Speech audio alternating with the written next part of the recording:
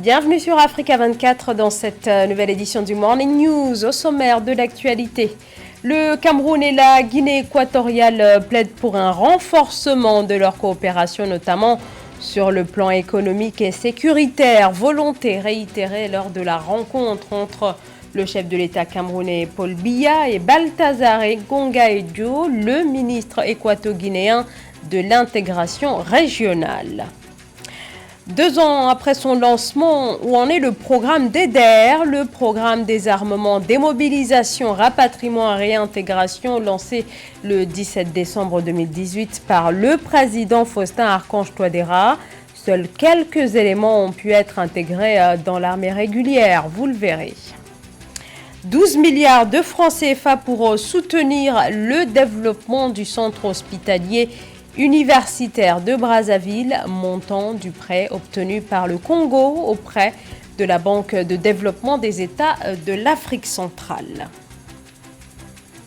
Mais tout d'abord, cette nouvelle attaque en Éthiopie, attaque perpétrée ce mercredi dans la région de Bénichangul-Goumouz, c'est à l'ouest du pays. Au moins 100 personnes ont été tuées par des hommes armés. La Commission éthiopienne des droits de l'homme dénombre également une trentaine de blessés par balle. La région abrite des habitants des ethnies Sinacha, Oromo et Amara. En octobre, 12 civils avaient été tués dans la même région. Suite à cette nouvelle attaque, le Premier ministre Abiy Ahmed a annoncé ce jeudi l'envoi de renforts de sécurité dans la région. La situation économique et sécuritaire dans la zone Afrique centrale. Au menu des discussions entre le président camerounais Paul Biya et Balthazar Engonga Edjo, le ministre équato-guinéen de l'intégration régionale. C'était lors d'une rencontre qui a eu lieu ce mercredi à Yaoundé, axée sur les conséquences économiques de la pandémie de coronavirus qui aggrave la vulnérabilité macroéconomique de la sous-région qui fait en plus face à un ensemble de défis sécuritaires. Joël Marie Ballot. Au Cameroun, le président Paul Biya a reçu en audience le ministre équato-guinéen de l'intégration régionale, Balthazar Engonga Edjo, le 22 décembre 2020. Une concertation rendue nécessaire en raison du contexte économique et de la crise sanitaire marquée par la pandémie de Covid-19 qui fragilise les États de l'Afrique centrale. Je suis porteur d'un message de son Excellence, Monsieur le Président de la République de Guinée équatoriale, son frère, le Président de la République du Cameroun, dans le cadre de relations bilatérales. Vous savez que la Guinée équatoriale et le Cameroun gardent des relations traditionnelles en dehors de leur appartenance à une même communauté. Son Excellence le Président Paul Biya, c'est le président en exercice de la CEMAC. Donc avec son frère, avec tous les présidents de la même communauté, sont obligés de se concerter avec les idées comment bâtir, disons, notre communauté malgré les difficultés que traversent ces États aujourd'hui, les difficultés économiques, la crise sanitaire et autres. L'émissaire équato-guinéen est revenu sur la signature le 21 juillet 2020 d'un accord de coopération sur les modalités de collaboration et d'action conjointe pour renforcer la défense et la sécurité transfrontalière entre le Cameroun et la Guinée équatoriale. De plus, la construction d'un mur de séparation par la Guinée équatoriale à sa frontière avec le Cameroun aurait été un frein au trafic et échanges commerciaux entre les deux nations, ce qui aujourd'hui témoigne des bonnes relations entre les deux États. Ils se concertent. C'est dans ce cadre-là que le président de la République de Guinée équatoriale a dépêché une mission de solidarité pour son frère, le président Paul Biya. Pour le représentant du président équato-guinéen, la concertation permanente établie entre Yaoundé et Malabo n'exclut aucun domaine car les échanges entre les deux chefs d'État interviennent à tout moment pour trouver des solutions aux problèmes communs des populations. La tenue des élections dimanche en Centrafrique est un enjeu majeur pour le pouvoir du président sortant Faustin Archange Touadéra, mais aussi pour les Nations Unies qui disposent sur le territoire centrafricain d'une force de maintien de la paix constituée de 11 500 soldats qui appuient les forces armées pro-gouvernementales. Une armée centrafricaine qui joue un rôle clé dans la démobilisation et la réintégration d'anciens rebelles. Siamlo Victoria Sedji. Avec un effectif de plus de 6 000 têtes, chiffre officiel de 2016, l'armée centrafricaine constitue l'un des piliers centraux de la stabilisation politique du pays.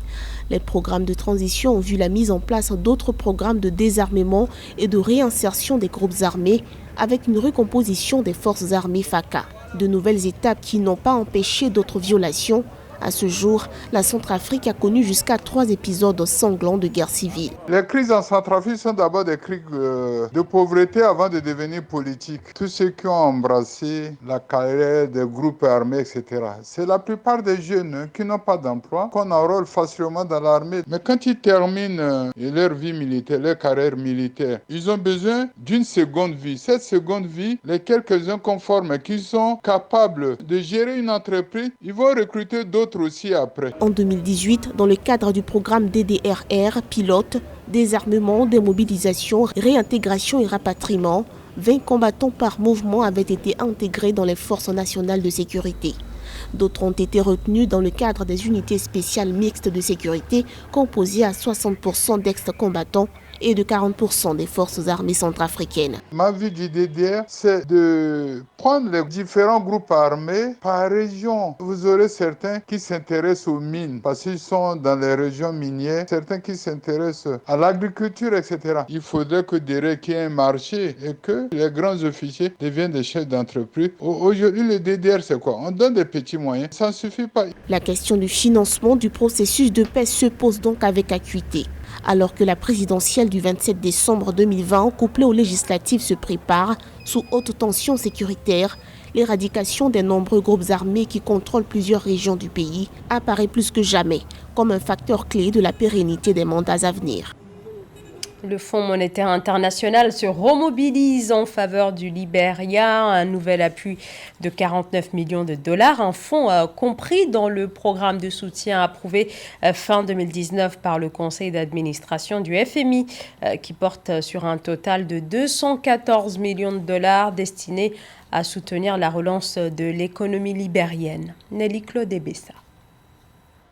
L'économie du Libéria s'est trouvée dans l'incertitude au cours de ces 2 dernières années à la suite du déclin de ses exportations minières, de la hausse de l'inflation, de la dépréciation de sa monnaie et de la pandémie de la Covid-19. Pour combler le déficit de financement fiscal découlant de l'impact de la Covid-19, le pays a obtenu une facilité élargie de crédit. Ce sont 48,8 millions de dollars que le Fonds monétaire international a mis à la disposition du pays afin d'accélérer les réformes économiques. Le concours apporté par le Fonds monétaire international pour aider le Libéria à supporter les remous économiques et à être plus résilient va permettre au pays de renforcer ses outils de production, c'est-à-dire la petite et moyenne entreprise libérienne et les chaînes de valeur agricoles. Le financement doit viser à harmoniser et à homogénéiser l'économie. Le Libéria, qui se remettait de la crise Ebola qui l'a frappé entre 2014 et 2016 en plongeant l'économie en récession avec un produit intérieur brut contracté de 1,6%, fait face à la pandémie de coronavirus en 2020. Cette crise sanitaire mondiale a considérablement augmenté les défis auxquels étaient déjà confrontées les autorités libériennes. L'activité économique a ralenti, entraînant un déficit budgétaire. La Covid-19 continue d'exercer une pression importante sur la fragile économie du Libéria. Les autorités ont pris les mesures nécessaires pour stabiliser l'économie dans un contexte de défis multiples. Un modeste relâchement budgétaire est approprié pour répondre aux besoins humanitaires pendant la pandémie. Selon les prévisions actualisées du Fonds monétaire international du 14 avril 2020, en raison de l'apparition de la Covid-19, la croissance du produit intérieur brut devrait rester stable en 2020 à moins 2,5% et remonter à 4% en 2021 sous réserve de la reprise économique mondiale post-pandémique est tiré par le secteur primaire et l'investissement. En République du Congo, le CHU de la capitale Brazzaville a obtenu un prêt de 12 milliards de francs CFA, un fonds débloqué par la Banque de développement des États de l'Afrique centrale et qui doit permettre d'effectuer des travaux de rénovation, mais aussi d'obtenir de nouveaux équipements au sein des différents services. Samantha Saberou-Saboubanga. Afin de soutenir le centre hospitalier universitaire de Brazzaville, CHUB, la Banque de développement des États de l'Afrique centrale, B2EAC, a octroyé un prêt de 12 milliards de francs CFA à ce pays. Ce prêt de la B2EAC se concentre prioritairement sur des travaux de rénovation et de sécurisation, notamment au niveau des toitures et de l'électricité. Les fonds seront utilisés aussi pour acquérir de nouveaux équipements pour 3 différents services, accueil-orientation, l'imagerie et les laboratoires. Une fois ces premiers investissements réalisés, plusieurs autres bâtiments et services du CHU seront réhabilités ou rehaussés. Le secteur médical est un secteur considéré en Afrique comme étant le vecteur social. Très malheureusement, la plupart des financements qui sont affectés lorsqu'ils sont publics sont des financements considérés comme perdus. La réalité, c'est que c'est des investissements réels auxquels l'État doit donner le maximum d'importance possible pour être en mesure de s'assurer que des gens de bonne santé et de bonne éducation sont en mesure d'être rentables pour le pays. Je crois simplement qu'il faut s'assurer que la gouvernance est correcte et que l'argent soit effectivement affecté aux projets médicaux, aussi bien dans les infrastructures que dans le système de santé. Ce don permettra au CHU de Brazzaville d'obtenir les meilleurs équipements et de services à des tarifs compétitifs. Avec la volonté d'une démarche de transparence vis-à-vis de l'ensemble des parties prenantes, le CHU de Brazza publiera chaque mois un compte-rendu des avancées liées à la mobilisation des fonds du prêt de la B2EAC. En cette période de Covid-19, bien entendu, le capital humain est au centre de toutes les stratégies nationales. Le Congo a véritablement raison de chercher tous les moyens pour remettre en question son système de santé, être en mesure d'investir aussi bien dans les infrastructures, les corps médicaux que le système de santé, en l'occurrence l'informatisation. L'obtention de ce prêt de la B2EAC va renforcer la nouvelle gouvernance du CHU et l'amélioration de l'offre des soins pour la population congolaise. Alors que la vaccination démarre dans la plupart des pays occidentaux, les pays africains se préparent également à protéger leur population. L'objectif est de vacciner à terme 60% de la population africaine, même si plusieurs questions subsistent encore concernant le financement de la campagne de vaccination. Le Centre africain de contrôle et de prévention des maladies a récemment donné les grandes lignes de la stratégie continentale. Mildred Diamou. Dans le cadre de l'intensification de la préparation du vaccin anti-Covid-19, le Centre africain de contrôle et de prévention des maladies mise sur une livraison adéquate. Au cours de son briefing du 17 décembre 2020 sur l'état de la pandémie en Afrique, l'institution a indiqué qu'il est important d'acquérir ces vaccins, mais aussi de garantir un accès équitable à tous et en temps opportun. Il y a un besoin urgent d'obtenir les vaccins anti-Covid-19, mais il est indispensable de travailler pour une préparation et une livraison adéquate afin de rendre possible le déploiement de ces vaccins. Nous allons au cours des prochains jours établir de nouvelles directives sur la façon dont ces vaccins doivent être livrés. Le Centre africain de contrôle et de prévention des maladies souligne la nécessité de renforcer la coopération avec le secteur privé dans le domaine de la logistique pour assurer le déploiement effectif de ces vaccins. L'institution a assuré que tous les vaccins seront préqualifiés par l'OMS pour garantir leur efficacité. Afin de soutenir la riposte des pays africains, les experts sanitaires entendent travailler avec les compagnies pharmaceutiques en vue d'assurer la vente des vaccins à un taux inférieur à celui des pays à revenus plus élevés.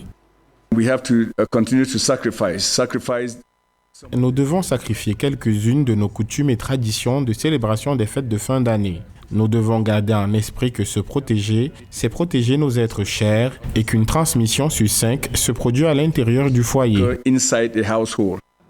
Dans le but de freiner la transmission communautaire, Africa CDC prévoit de vacciner 60% de la population africaine d'ici 2021. L'institution continue de sensibiliser sur les effets de la désinformation, sur l'efficacité de ces vaccins en cours et appelle à renforcer la confiance. Selon les derniers chiffres officiels, l'Afrique compte à ce jour plus de 2,4 millions de cas confirmés pour 2 millions de guérisons et 57 000 décès.